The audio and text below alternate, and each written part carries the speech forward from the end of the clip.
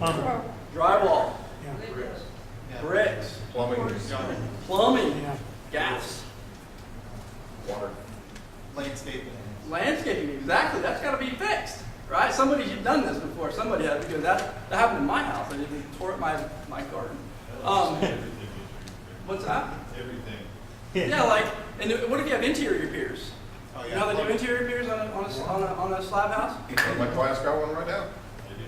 Flooring. So you have to think in terms of, okay, when I do this repair, what else has to happen as well? Sometimes you go into these houses built in the 1950s and 60s, and you'll see a water heater that needs to be, fixed. You can tell it's the original water heater. Well, who's had to replace a water heater knows what else has to happen when you replace a water heater on an old house. You ever heard of combustion air closet, power air venting, all this stuff? Like, there's a lot of new rules that are in effect, and if you want to replace a water heater, you have to do this, that, and the other. Service upgrades like that. Mostly mechanicals fall in that category, but foundation work. Sometimes too, there are things where you take up the flooring in that pyramid house, you peel the carpet up, and you find a bunch of wood rot underneath there.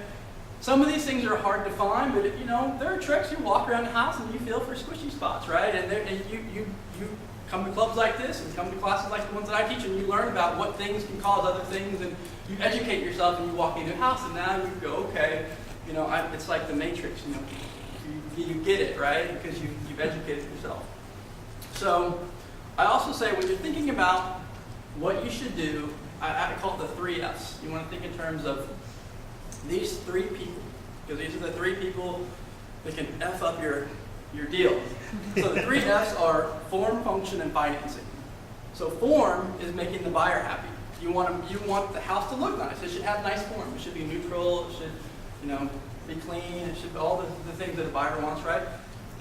Function, you want things to work well. You want the inspector that's going to come in on behalf of the buyer that is looking at your property to not rip the thing apart and tell them that there's a Federal Pacific Service people that's going to burn the house down and their kids are going to be dead. You have to think about, like, okay, what's going to show up on my inspection report? You ever heard of a cedar overlay on a roof? We have cedar and the asphalt overlay? It can be a big deal. You guys know about aluminum wiring? You know about Federal Pacific Service panels?